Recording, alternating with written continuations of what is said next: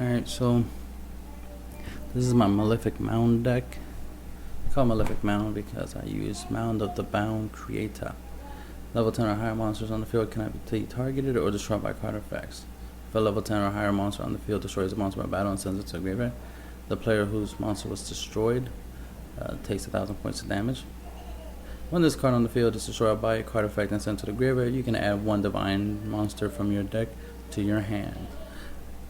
Clearly it was meant to be used with the Egyptian gods, but I have a couple of level 10 and higher monsters in this deck that can benefit from it just as much, like Malefic, Cyber Dragon makes it where you can't be D-Prison, you can't be Mirror Force, Magic Cylinder, all that good stuff. Can't just can't be targeted, you know what I mean, and can't be destroyed. So that's just great in many ways. Don't have to worry about compulses, you know, anything of that nature. So it's just great. It's like finally a field spell for him. I wish it applied to all level 7 and higher. Would make sense. That way the Malefics will have a field spell which can protect them, make it where they can't be destroyed by card effects or by targeting. That would be awesome, but they haven't made that. But they did make this, and it's like, it's better than nothing. Typically what I would do is I'll play this field spell. Let's say I drop Malefic Stardust, nothing happens yet, right? Because my opponent does nothing. Then I summon Malefic Parallel Gear, synchro up into the mighty Leo. Leo is a 10-star. Obviously now the field spell will protect it from being destroyed by card effects or by being targeted. It already can't be targeted unless it's main phase 2 by opponent's card effects, but it doesn't matter. More power, right? The main aspect of this is you want the whole, he can't be destroyed by card effects, you know, and that just seals the deal, right? So it can't be Dark Hole, Mirror Force, Trench, all that type of stuff. So that's the awesomeness of the field spell. You can use Malefic Cyber N with Gen-X Recycled and create Star Eater, which already is derpy as is. But then you add the effect that when he doesn't attack, he can't be targeted or destroyed by battle. Or destroyed by card effects. So that's always awesome. A Star Eater that your opponent can't, steal with Big Eye or number 101 or something like that. Same goes for Malefic Cyber. So it's great in general. So obviously I have 3 Malefic Cyber with the 3 Cyber Dragons and extra deck to summon it with. The Malefic Stardusts with the 3 Stardust and extra deck to summon it with. A Malefic Gear, Malefic Parallel Gear. I could use any 2-star tuner. It doesn't have to be Malefic Parallel Gear.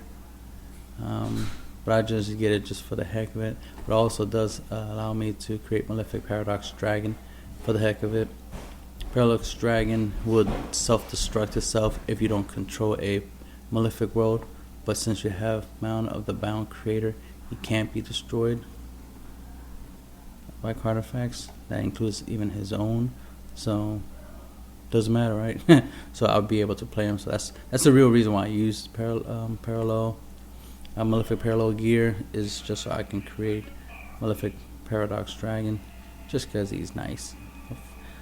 10-star 4,000 always works, right? So there's a lot of power in this deck, clearly. And then you have the Mound of the Bound Creator to make them even more powerful. Gen-X Recycled, he's a 1-star tuner. Obviously helps you get into your Star Eater or into your Locomotion r-genex play, because you need a Gen-X tuner, which is why I use them, because it helps me get into Locomotion r-genex. I can make Giga Gang Castle as well. Now granted, this one and Locomotion are 9 stars. They do not get the protection of Mound, the Bound Creator, but they have their own useful effects. The fact that I can make them is why they're there, mainly because I make them, and then I could always use another r-genex to go up into the mighty Leo, which is one of the ones you want to get on the field. that, Star Eater, Malefic Paradox, and even just Malefic Cyber by itself. You want them on the field so that way they could just be unstoppable. Necro Valley, just in case. You never know. Never know what you're going up against. Might go up against a deck that uses the banishes from the graveyard a lot. So Necro Valley will be very useful on that front. So it's good to have it just in case. Plus you have 6 Malefics on the field, in the deck, so having 6 field spells come in handy. That way you always have a field spell for each and every one of them, just in case people are popping your field spells. Beto, MST, Regeki Break, Red Screens, the staples, you know what to do with them. Call the Haunted, just so I could bring back the tuners, that's mainly what it is for. Just to bring back the tuners. If I create some of the monsters, I can bring them back. So that's important. Because the idea is for them to stay on the field with Mound to be devastating. Dark Bribe, good against a lot of things. In case you don't have Mound to protect your monsters. Plus it helps protect your back row, among other stuff. It's just generally good. So that's why it's in there. Gotta protect your strength, your walls, your powers, right? Mind Control, just because you have tuners in here, so you could potentially take somebody's 7-star, summon r-genex, and create a Stardust. And then just have a Stardust, you know what I mean? You could also take somebody's, 8-star monster, right? And then somebody's 2-star tuner and create Leo, and boom, there you go. You already got the field spell on Leo ready to roll, right? So that's always good. Plus, you can, if your opponent has an 8, there's no rank 8s in here, but typically you'll synchro. But if you want to change the extra deck and put in some Felgrands into the deck, or any rank 8s, you can. That's up to you. For defensive purposes, I play Slacker, Gachi. Plus, it helps give me my monsters extra power boost by summoning Gachi. Big Castle, because I can make him. He's decent. Locomotion r-genex, that effect, you never know when it might come handy. He has decent strength. Star Eater, because he's awesome. Malefic Paradox Dragon, because he's 4,000, he's awesome. Triple Stardust for Malefic Stardust. Triple Cyber End Dragon for your Malefic Cyber End Dragon, obviously. And Leo, the Keeper of the Sacred Trees. 3 copies, because you're going to probably make him more often than not. Just so you can get the full benefit. Because just playing the field spell and summon Malefic Cyber End Dragon, you already got the power. You got a 4,000 that's virtually unstoppable. So just enjoy that. But if you're in the scenario where you have the field spell, Malefic Stardust, and Malefic Parallel Gear, then obviously you're just gonna do that combo and go up and make Leo instead, and use Leo for the time being, right? You could modify this deck a little bit to incorporate a rank 10 if you want.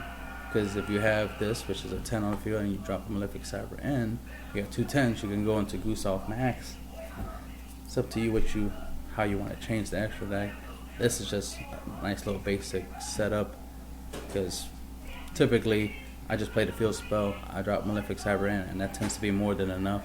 There's the rare occasions where I do this combo right here and create him, and that tends to be enough. But you never know. Maybe wherever you're dueling, you might need more power, so you might need to change the extra deck up a bit. So there's some suggestions I just gave you to switch it up a bit to make it even stronger for whatever you need it for. And I didn't even mention my favorite, Construction Train Signal Red. Yes, he is awesome. He replaces Battle Fader. That's basically it. He's good. Him, and you combine it with Malefic Parallel Gear, you could make a Catastor, so you could add that into the deck if you want. Maybe you could take out Giga Cancel, Giga Castle, and put in Catastrophe instead, in case you're going up against a deck that's dark or something, or anything you want. Maybe a Samsara Dragon or something. It's up to you. If you use a 2-star tuner instead, obviously you can go and create Notorious Beast, because he's a 3-star on tuner. Awesome effect. Can't be destroyed by battle, and he's capable of special signing from the hand when your opponent declares an attack. Doesn't even have to be direct like Battle Fader. So that's why he's in there, because he's awesome. And that's the end of the deck profile.